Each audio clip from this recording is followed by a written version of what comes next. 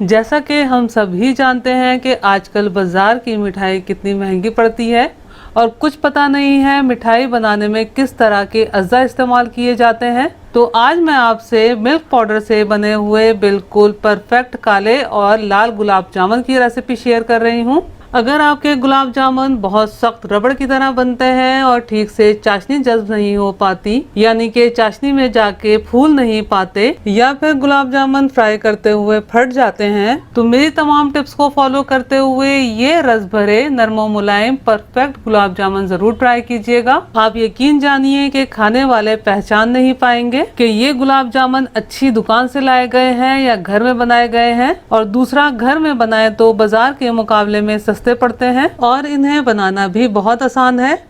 बिस्मिल्लाहिर्रहमानिर्रहीम। अस्सलामुअलैकुम फ्रेंड्स, उम्मीद है आप सब खैरियत से होंगे। सबसे पहले चाशनी तैयार कर लेते हैं। मैं 2 कप मिल्क पाउडर के गुलाब जामुन बना रही हूँ, तो ये मैंने पैन में 2 कप चीनी शामिल की है और 2.25 कप पानी शामिल करेंगे।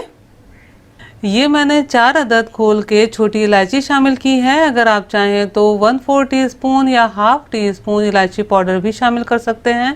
अब मीडियम फ्लेम पर चीनी मेल्ट होने के बाद एक उबाल आने देते हैं। आप देख सकते हैं कि चीनी बहुत अच्छे तरीके से मेल्ट हो गई है और इसमें अच्छा सा उबाल आने लगा है। अब इस पॉइंट के बाद घड़ी देखकर आपने सिर्फ 5 मिनट मीडियम फ्लेम पर चाशनी को पकाना है। मैंने चाशनी को 5 मिनट मीडियम फ्लेम पर पका लिया है। हमें आधे या 1 तार की चाशनी नहीं चाहिए और ना ही पानी की तरह पतली चाशनी चाहिए, क्योंकि अगर बहुत ज्यादा चाशनी पतली हो गई तो गुलाब जामुन बहुत ज्यादा नरम हो जाएंगे और अगर गाढ़ी हो गई तो गुलाब जामुन में चाशनी जज्ब नहीं हो पाएगी। अगर इस चाशनी को इस तरह चेक करते हैं तो आपको बिल्कुल ऐसा महसूस होगा जैसे कि कुकिंग ऑयल स्लिपरी सा महसूस होता है।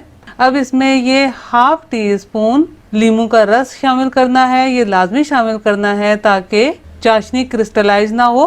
मैंने फ्लेम को ऑफ कर दिया है। अब चाशनी को कवर करके साइड पे रख देते हैं।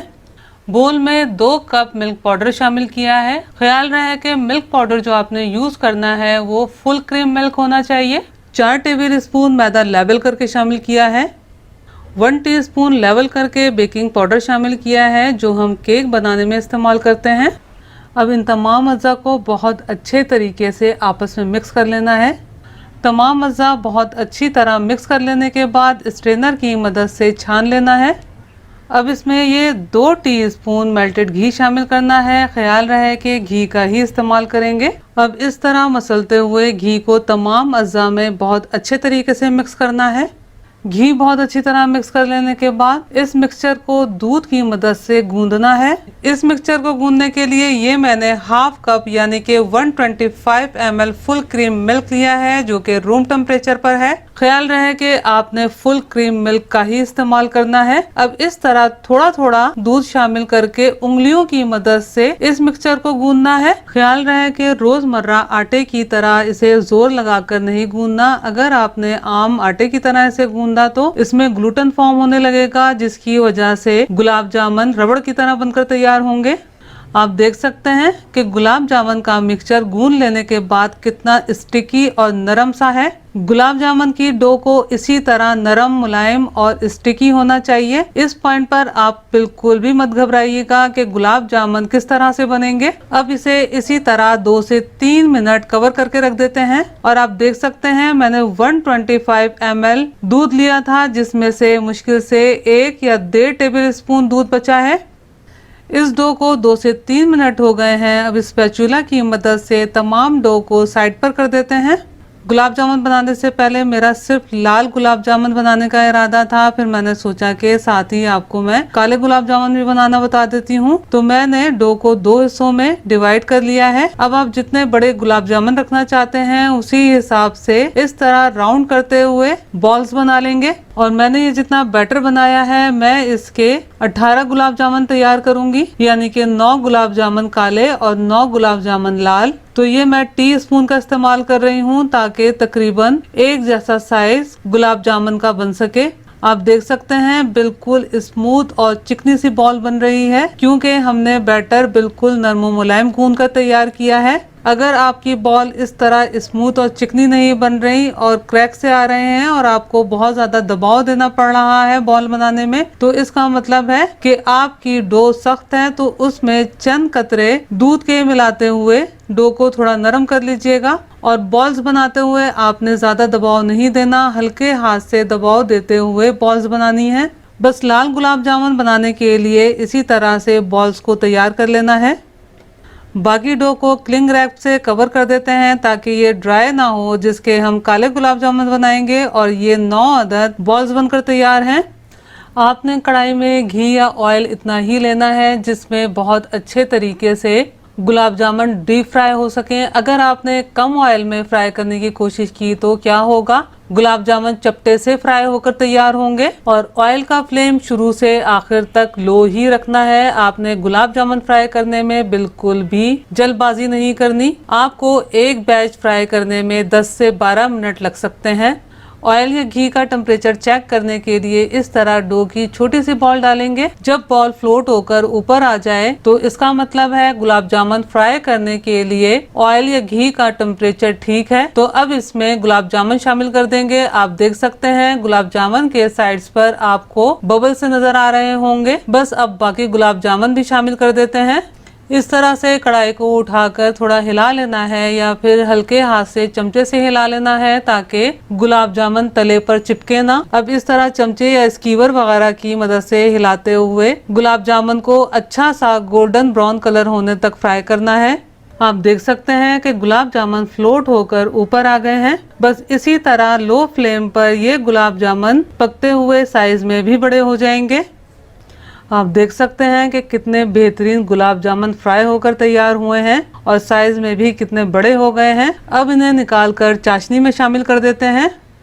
चाशनी को मैंने गरम कर लिया था क्योंकि चाशनी और गुलाब जामुन दोनों गरम होने चाहिए। इस तरह से गरम गरम गुलाब जामुन को गरम गरम चाशनी में अलट पलट कर लेंगे। अब पैन को कवर करके साइड पे रख देते हैं। आपका डाउट दूर करने के लिए मैं ये काले गुलाब जामुन इस तरह बना रही हूँ कि मैंने इसमें से थोड़ा सा पोर्शन डो का लिया है जिसमें मैंने ये ग्रीन कलर मिलाया है, ताकि आपको किसी भी किस्म का कोई शक ना रहे और आपको क्लियर हो सके कि ये गुलाब जामुन मैंने ही बनाए हैं। मैंने व्हाइट पार्ट को 9 हिस्सों में और ग्रीन पार्ट को 9 हिस्सों में डिवाइड कर दिया था। अब इस तरह से व्हाइट पार्ट लेंगे और इस तरह से सेंटर में एक होल सा करेंगे और ग्रीन पार्ट को रख के चारों तरफ से बाइंड कर देंगे और इस तरह से रोल बना लेंगे। बस तमाम गुलाब जामुन इसी तरीके से तैयार कर लेंगे और ख्याल रहे कि गुलाब जामुन की बॉल्स बहुत हल्के हाथ से रोल करनी है। अब काले गुलाब जामुन बनाने का तरीका देख लीजिए। यहाँ तक काले गुलाब जामुन बिल्कुल ऐसे ही फ्राई करने हैं जिस तरीके से हमने लाल गुलाब जामुन फ्राई किए थे। जब इस तरह से लाल गुलाब जामुन की तरह कलर आ जाए तो आपने फ्लेम को मीडियम टू हाई कर देना है और इस तरह से जरा तेजी से गुलाब जामुन को हिलाते हुए घड़ी देखकर 1 मिनट फ्राई करना है। यानी कि गुलाब जामुन की सरफेस डार्क ब्राउन हो जानी चाहिए जो कि चाशनी में जाकर ब्लैक हो जाएगी। और मीडियम टू हाई फ्लेम पर 1 मिनट फ्राई करने से हमारी रिक्वायरमेंट के हिसाब से कलर आ जाता है। लो फ्लेम पर डार्क कलर लाने के लिए फ्राई मत कीजिएगा, सरफेस बहुत ज्यादा हार्ड हो जाएगी जिसके नतीजे में चाशनी गुलाब जामुन के अंदर नहीं जा पाएगी। आप देख सकते हैं कि काफी डार्क कलर के गुलाब जामुन हो गए हैं। मैंने 1 मिनट ही फ्राई किया है। अब गुलाब जामुन को निकाल लेना है और ये गरम गरम गुलाब जामुन चाशनी में शामिल करेंगे और इस वक्त चाशनी भी काफी गर्म है। गरम गरम गुलाब जामुन को इस तरह से चाशनी में अलट पलट कर लेना है। और आप लाल गुलाब जामुन भी देख सकते हैं कि चाशनी में कितने फूल से गए हैं। अब इन्हें कवर कर देते हैं और रूम टेम्परेचर पर ठंडा होने देते हैं और बीच बीच में गुलाब जामुन को अलट पलट कर लेंगे ताकि शीरा बहुत अच्छे तरीके से गुलाब जामुन में सोक हो जाए और कहीं से दबे ना रह जाएं। दूसरी सूरत में आप 3 कप चीनी की भी चाशनी बना सकते हैं जिसमें गुलाब जामुन डूबे रहे हैं और आपको अलट पलट करने की जरूरत ना पड़े। ये हमारे बहुत मजेदार काले और लाल गुलाब जामुन बनकर तैयार हैं, जो कि आप देख सकते हैं कितने फूल गए हैं। और मजीद अच्छे रिजल्ट के लिए तकरीबन 10 से 12 घंटे चाशनी समेत इन्हें फ्रिज में रखिए। आप चाहें तो इन्हें एक बड़े से जार में शीरे समेत ट्रांसफ़र करके फ्रिज में रख के तकरीबन 1 महीना नोश फरमा सकते हैं। मैंने आपको गुलाब जामुन बहुत अच्छे तरीके से बनाना बताया है। आप मेरे तरीके से गुलाब जामुन ज़रूर बनाइएगा और मुझे कमेंट्स करके ज़रूर बताइएगा कि आपको मेरी ये रेसिपी कैसी लगी। अगर रेसिपी पसंद आई हो तो लाइक कीजिए, अपने दोस्त अहबाब में शेयर कीजिए और मेरे चैनल को सब्सक्राइब करना और बेल बटन को क्लिक करना बिल्कुल भी मत भूलिएगा। जैसा कि आप भी जानते हैं कि ये मोतीचूर के लड्डू ही हम जब खरीदने जाएं तो कितने महंगे मिलते हैं। तो आज हम बनाएंगे परफेक्ट हलवाई स्टाइल में मोतीचूर के लड्डू, जो कि बिल्कुल छोटी छोटी मोतियों के यानी कि बूंदियों के साथ बिल्कुल ऐसे ही बनेंगे जैसा कि आप मिठाई की दुकान से खरीद के लाते हैं। और ये मोतीचूर के लड्डू परफेक्ट टेक्सचर के साथ बनाने के लिए हमें झारे की जरूरत नहीं है और ना ही किसी और मशीन वगैरह की जरूरत है। आप इन्हें बनाकर अपने दोस्त अहबाब को गिफ्ट कर सकते हैं और अगर थोड़ी सी हिम्मत कर लें तो ये परफेक्ट लड्डू आप ऑर्डर पर भी बनाकर सेल कर सकते हैं। सबसे पहले तो आपने बेसन को छान लेना है। तो यहाँ मैं स्ट्रेनर की मदद से बेसन को छान रही हूँ। तो ये मैंने 1 कप बेसन स्ट्रेनर में शामिल किया है और ये 1 टीस्पून मैदा शामिल किया है, जो कि आप कह सकते हैं कि हलवाइयों का सीक्रेट है। और दूसरा, आपने बिल्कुल बारीक पाउडर फॉर्म में बेसन का इस्तेमाल करना है। मैदा शामिल कर लिया जाए तो बूंदियाँ बिल्कुल गोल गोल बनकर तैयार होती हैं।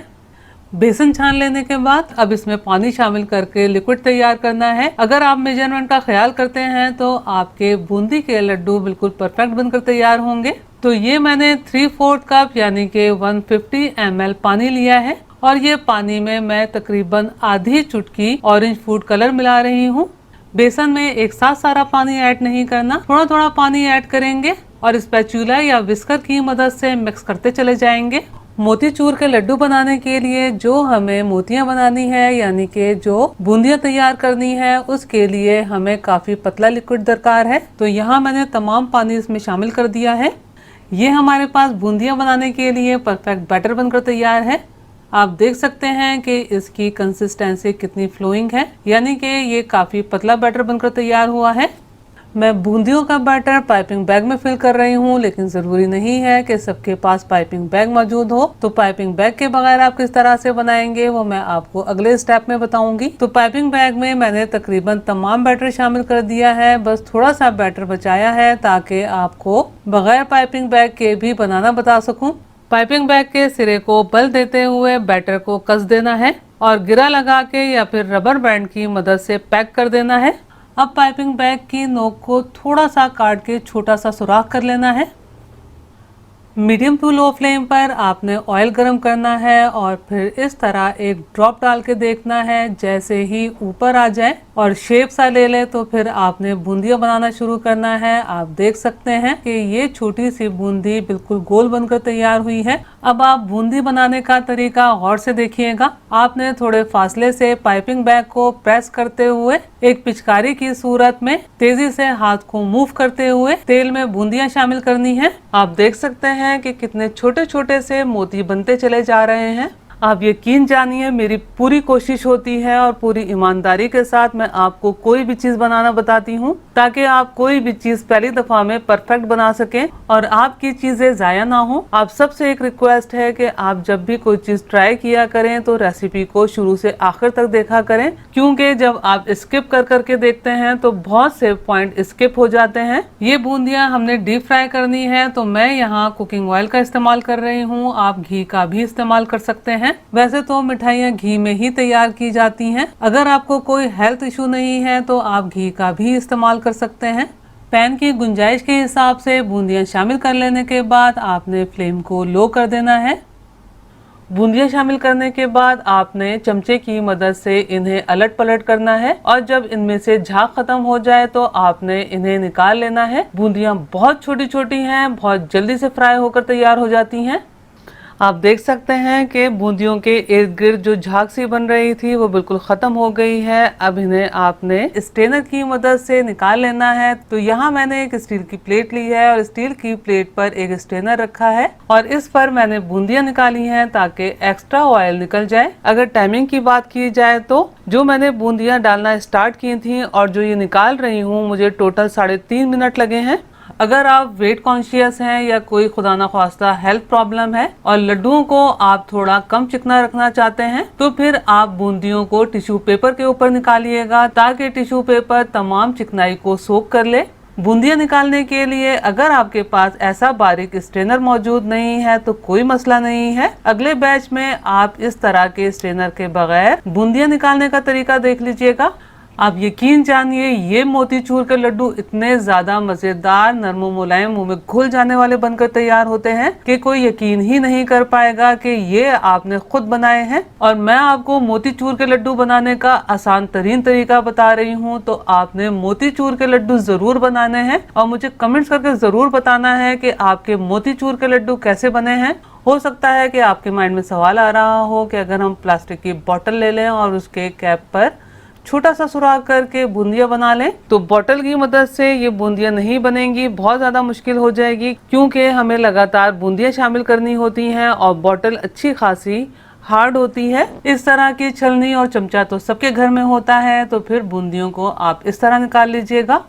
अब आप बूंदियों को पाइपिंग बैग के बगैर किस तरह बनाएंगे, इस तरह का ट्रांसपेरेंट प्लास्टिक बैग या फिर इस तरह की नमक वगैरह से जो खाली प्लास्टिक बैग्स होते हैं, ये भी फूड ग्रेड होते हैं, तो ये भी आप इस्तेमाल कर सकते हैं। थोड़ा बेटर है तो इसलिए मैं इस छोटे से प्लास्टिक बैग में बैटर ट्रांसफर कर रही हूँ। और आप कोई भी प्लास्टिक बैग इस्तेमाल करें तो आपने बैटर को प्लास्टिक बैग के कॉर्नर में फिल करना है। सिरे को बल देते हुए या तो गिरा लगानी है या फिर रबर बैंड से पैक कर देना है।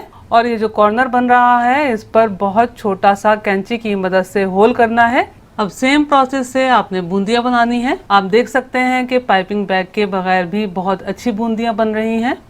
अब इन बूंदियों को तकरीबन 10 मिनट में ऐसे ही स्ट्रेनर में रहने दूंगी ताकि एक्स्ट्रा ऑयल निकल जाए। और इतनी देर में हम बूंदियों के लिए चाशनी तैयार कर लेते हैं। पैन में मैंने 3/4 कप चीनी शामिल की है और ये 1/2 कप पानी शामिल किया है। इसमें ये मैं 1 चुटकी ऑरेंज फूड कलर शामिल कर रही हूँ। चाशनी में बूंदियां डालने का प्रोसेस भी आपने ठीक तरीके से नोट करना है ताकि आपके बूंदी के लड्डू नरम मुलायम बनकर तैयार हो सके। अब फ्लेम को ऑन कर लेना है और मीडियम टू लो फ्लेम पर चीनी के घुल जाने तक पकाना है। मोतीचूर के लड्डुओं में इलायची पाउडर वगैरह का इस्तेमाल नहीं किया जाता, लेकिन अगर आप चाहें तो इस पॉइंट पर अपने टेस्ट के हिसाब से इलायची पाउडर शामिल कर सकते हैं। चीनी मेल्ट हो जाने के बाद आपने फ्लेम को बिल्कुल लो कर देना है। अब इसमें ये तमाम बूंदियां शामिल कर देंगे और बूंदियों को चमचे की मदद से चाशनी में मिक्स करेंगे और इसी तरह चाशनी में मिक्स करते हुए तब तक पकाएंगे जब तक के इसमें से चाशनी गायब ना हो जाए, यानी कि बूंदियां चाशनी को सोख ना कर लें। आप देख सकते हैं कि बूंदियों ने तमाम चाशनी सोख कर ली है। अब इससे ज्यादा हमने नहीं पकाना, अगर ज्यादा पकाया तो क्या होगा, बूंदियां सख्त हो जाएंगी। अगर मैं टाइमिंग की बात करूं तो इस पॉइंट तक मैंने सिर्फ 2 से 3 मिनट बिल्कुल लो फ्लेम पर पकाया है। अब मैंने फ्लेम को ऑफ कर दिया है। अब पैन को कवर कर देना है और तकरीबन 10 मिनट ऐसे ही रहने देना है। और ख्याल रहे कि इस वक्त चूल्हा बंद है। 10 मिनट हो गए हैं और ये मोतीचूर का मिक्सचर भी काफी हद तक ठंडा हो गया है। अब इस पॉइंट पर 1 टीस्पून देसी घी शामिल किया है और 2 टेबल स्पून मेलन सीड्स यानी कि 4 मगज शामिल किए हैं। अब इन्हें आपस में मिक्स कर लेना है। ये मोतीचूर का मिक्सचर अब लड्डू बनाने के लिए तैयार है। अब जल्दी से लड्डू बना लेते हैं। अब यहाँ आपको लड्डू बनाने यानी लड्डू कसने के लिए हाथ का इस्तेमाल करना पड़ेगा, तो टेंशन मत लीजिएगा। मैंने हाथ बहुत अच्छे तरीके से वॉश कर लिए हैं। अब जितने बड़े लड्डू आप बनाना चाहते हैं तो उसी हिसाब से बैटर ले लीजिएगा और आपने थोड़े सख्त हाथ से प्रेस करते हुए लड्डू बनाने हैं। आप देख सकते हैं कितने अच्छे टेक्सचर के साथ बिल्कुल परफेक्ट मोतीचूर लड्डू बनकर तैयार हुआ है। बस बाकी लड्डू भी इसी तरह से तैयार करेंगे। अगर आप सेम साइज के लड्डू बनाना चाहते हैं तो अंदाजे के लिए टेबल स्पून का भी इस्तेमाल कर सकते हैं। जो साइज मैं लड्डुओं का बना रही हूँ, इस बैटर से तकरीबन 10 से 11 लड्डू बनकर तैयार हो जाते हैं। तमाम लड्डू बना लेने के बाद मैं इन्हें चांदी के वर्क से गार्निश करूंगी। मैंने आपको मोतीचूर के लड्डू बहुत अच्छे तरीके से बनाना बताए हैं, तो आपने मेरी रेसिपी जरूर ट्राई करनी है। अगर आपको मेरा काम थोड़ा सा भी पसंद आया हो तो मेरी वीडियो को लाइक कीजिए, अपने दोस्त अहबाब में शेयर कीजिए, चैनल को सब्सक्राइब करना और बेल बटन को क्लिक करना बिल्कुल भी मत भूलिएगा, यकीनन आप में से बहुत से लोगों ने आटे की बर्फी, आटे के लड्डू खाए होंगे और बनाए भी होंगे, लेकिन आज मैं आपसे आटे के पेड़ों की रेसिपी शेयर कर रही हूँ। यकीन जानिए फ्रेंड्स, ये बहुत ज़्यादा मज़ेदार बनकर तैयार होते हैं और इन्हें बनाना भी बहुत ज़्यादा आसान है और सिर्फ 10 से 15 मिनट में बनकर तैयार हो जाते हैं। और इनको बनाने के लिए 3 बेसिक चीज़ों की ज़रूरत है जो हर वक्त हमारे किचन में मौजूद रहती हैं और आप इन्हें लंबे अरसे के लिए स्टोर भी कर सकते हैं। तो चलिए सिर्फ 1 कप आटे से हलवाई स्टाइल में मज़ेदार और मुंह में घुल जाने वाले पेड़े बनाना शुरू करते हैं। तो ये मैंने 1 कप गंदम का आटा पैन में शामिल किया है और फ्लेम को मैंने लो रखा हुआ है। जो चक्की का आटा हम रेगुलर इस्तेमाल करते हैं वही आटा मैंने लिया है। आप यहाँ मैदे का भी इस्तेमाल कर सकते हैं, लेकिन बहुत बेहतर है कि गंदम के आटे का इस्तेमाल कर लिया जाए। एक तो इस तरह पेड़े हेल्दी बनकर तैयार होंगे और दूसरा मैदे के मुकाबले में ज्यादा मजेदार बनकर तैयार होते हैं। मैंने मेजरिंग कप का इस्तेमाल किया है। आप घर में मौजूद आम जो चाय का कप होता है वो इस्तेमाल कर सकते हैं और उस कप से तमाम मेजरमेंट कर लीजिएगा। अब लो फ्लेम पर मुस्तकिल चमचा चलाते हुए आटे को भून लेना है ताकि इसमें से कच्चापन बिल्कुल खत्म हो जाए। और जब आप आटा भूने तो मुस्तकिल चमचा चलाते हुए भूनिएगा। अगर आपने मुस्तकिल चमचा चलाते हुए नहीं भूना तो क्या होगा, कहीं से आटा डार्क कलर का हो जाएगा, कहीं कहीं से जल भी सकता है। तो एक जैसा भूनने के लिए बहुत जरूरी है कि मुस्तकिल चमचा चलाया जाए और आपने फ्लेम को लो ही रखना है ताकि आहिस्ता आहिस्ता ठीक तरीके से आटे का कच्चापन खत्म हो सके। आटे को मैंने 3 से 4 मिनट लो फ्लेम पर भून लिया है। इसमें से बड़ी प्यारी सौंधी सौंधी सी खुशबू आने लगी है, जो कि इस बात की निशानी है कि इसमें से कच्चापन काफ़ी हद तक ख़त्म हो चुका है। अब इसमें हमने घी डालना शुरू करना है। तो अभी फ़िलहाल मैंने 1 टेबल स्पून इसमें घी शामिल किया है। आप देसी घी या बनस्पति कोई भी घी इस्तेमाल कर सकते हैं, लेकिन कोशिश कीजिएगा कि घी का ही इस्तेमाल करें, क्योंकि लड्डू हो या पेड़े घी की वजह से बहुत अच्छी बाइंडिंग आती है और दूसरा मिठाई वगैरह घी में ही अच्छी लगती है, चाहे आप वो कोई भी मिठाई तैयार करें। अब आटे को इस तरह मैश करते हुए और चमचा चलाते हुए पकाना है। जब इसमें से घी गायब हो जाए तो इसमें मज़ीद घी शामिल करना है। तो यहाँ मैंने 1 टेबल स्पून घी मज़ीद शामिल किया है। अब सेम प्रोसेस से मैश करते हुए और चमचा चलाते हुए भून लेना है ताकि तमाम घी आटे में यकजान हो जाए। यकीन जानिए, अगर आप घर में बनस्पति घी से भी मिठाइयाँ बनाते हैं तो जो बाजार से आप मिठाई लाते हैं उनसे बहुत बेहतर घर में बनती हैं, क्योंकि कुछ पता नहीं है कि वो किस तरह का गैर मियारी घी मिठाइयों वगैरह में इस्तेमाल करते हैं। अब इसमें ये मैंने मज़ीद 2 टेबल स्पून घी शामिल किया है। अब सेम प्रोसेस से मैश करते हुए, प्रेस करते हुए और चमचा चलाते हुए भून लेना है और ख्याल रहे कि फ्लेम को लो ही रखना है। अब इसमें ये मैंने मज़ीद 2 टेबल स्पून घी शामिल किया है। इसमें मैंने टोटल 6 टेबल स्पून घी का इस्तेमाल किया है। हो सकता है आपके माइंड में सवाल आ रहा हो कि एक साथ घी क्यों नहीं शामिल किया। अगर एक साथ घी शामिल करेंगे तो आटा ठीक तरीके से भुन नहीं पाएगा और दूसरा घी का इस्तेमाल ज़्यादा करना पड़ेगा, क्योंकि आटा एकदम घी को सोख कर लेगा। इस तरह थोड़ा थोड़ा शामिल करते हैं तो आटे में घी बहुत अच्छे तरीके से यकजान हो जाता है। अब मुस्तकिल चमचा चलाते हुए आटे का कलर चेंज हो जाने तक लो फ्लेम पर भून लेना है। आटा बहुत अच्छे तरीके से भुन गया है। आप देख सकते हैं कि आटे का कलर गोल्डन ब्राउन सा हो गया है। बस हमने आटे को ऐसा ही भूनना है और आपको इस आटे का कलर बिल्कुल ऐसा ही लग रहा होगा जैसा कि आप बाजार से पेड़े खरीद के लाते हैं। तो बस इस पॉइंट पर मैंने फ्लेम को ऑफ कर दिया है और ऑफ फ्लेम पर मज़ीद 1 मिनट भून लेना है। ये आटा पेड़े बनाने के लिए तैयार है। अब इसमें ये मैं बाजार जैसा टेक्सचर और टेस्ट लाने के लिए मिल्क पाउडर शामिल कर रही हूँ। तो ये मैंने तकरीबन 5 टेबल स्पून मिल्क पाउडर शामिल किया है। अगर आपके पास खोया मौजूद हो तो मिल्क पाउडर की जगह आप 2 टेबल स्पून खोया शामिल करके भुने हुए आटे में मैश कर सकते हैं। मिल्क पाउडर को आटे में मिक्स करते हुए यकजान कर लेना है। आप देख सकते हैं कि कितने अच्छे तरीके से मिल्क पाउडर भुने हुए आटे में यकजान हो गया है। अब इसमें ये मैंने 1/2 कप बूरा शामिल किया है, जिसे तगार भी कहा जाता है। अगर आपके पास बूरा मौजूद ना हो तो 1/2 कप चीनी भी आप पीस कर शामिल कर सकते हैं और 1/2 टीस्पून इसमें मैंने इलायची पाउडर शामिल किया है। अब इन्हें भी मिक्स करते हुए यकजान कर लेना है। अगर आप चाहें तो बूरा बनाने का तरीका ऊपर आई बटन क्लिक करके या फिर डिस्क्रिप्शन बॉक्स में देख सकते हैं। तमाम अज़ा बहुत अच्छे तरीके से आपस में मिक्स हो गए हैं और इस पॉइंट पर यह मिक्सचर इतना ठंडा हो गया है कि इसे आसानी से हम हाथ में ले सकते हैं। आप ये देखिए, अब इसे हम उठाकर बाइंड करते हैं तो ये बाइंड नहीं होता, बिल्कुल भुरभुरा सा है। तो अब इसमें बाइंडिंग के लिए हमने क्या करना है, लिक्विड मिल्क का इस्तेमाल करना है। तो ये मैंने ठंडा लिक्विड मिल्क लिया है और इस तरह 1 टेबल स्पून डाला है, यानी कि इसमें 1 टेबल स्पून करके मिक्स करना है। 1 टेबल स्पून मजीद लिक्विड मिल्क शामिल किया है। अब सेम प्रोसेस से मैश करते हुए मिक्स कर लेना है। इसमें ये मैंने 1 टेबल स्पून मजीद लिक्विड मिल्क शामिल किया है और मिक्स कर दिया है। इसी तरह थोड़ा थोड़ा करके दूध शामिल करेंगे और मिक्स करते चले जाएंगे। इसमें मैंने total 3 table spoon liquid milk शामिल करके मिक्स किया है। अब ये बाइंड हो रहा है। अब यहाँ हमें हाथ का इस्तेमाल करना पड़ेगा, टेंशन मत लीजिएगा। हाथ मैंने बहुत अच्छे तरीके से धो लिया है। कुछ काम होते हैं जो कि हम ग्लव्स पहनकर नहीं कर सकते, तो अब इस तरह हमने हाथ से मिक्स करना है। आप देखें, हाथ से मिक्स करने से ये प्रॉपर तरीके से मिक्स हो गया है। अब ये मिक्सचर पेड़े बनाने के लिए तैयार है। हमने इसमें से थोड़ा मिक्सचर लेना है। अब जितना बड़ा आप पेड़ा बनाना चाहते हैं उतना ही मिक्सचर ले लीजिएगा। आप इस तरह गोल पेड़े भी बना सकते हैं या फिर इस तरह चारों तरफ से हल्का हल्का सा प्रेस करके पेड़े की शक्ल दे सकते हैं।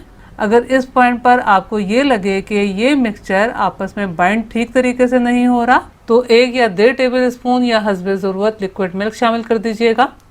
अब इस पेड़े को बाजार जैसा टेक्सचर देने के लिए हम बूरे से कोट करेंगे। आप चाहें तो पिसी हुई चीनी से भी कोट कर सकते हैं।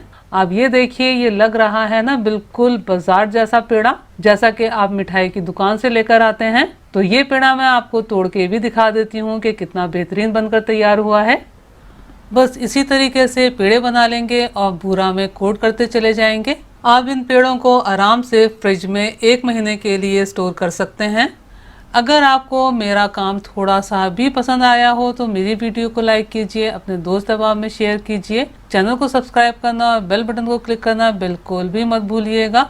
अल्लाह हम सब का दस्तरख्वान हलाल रिस्क से वसी तर फरमाए, आमीन। मुझे और मेरी फैमिली को भी अपनी दुआओं में याद रखिएगा। अपना और अपनी फैमिली का बहुत ख्याल रखिएगा। अगली रेसिपी की वीडियो तक के लिए अल्लाह हाफिज।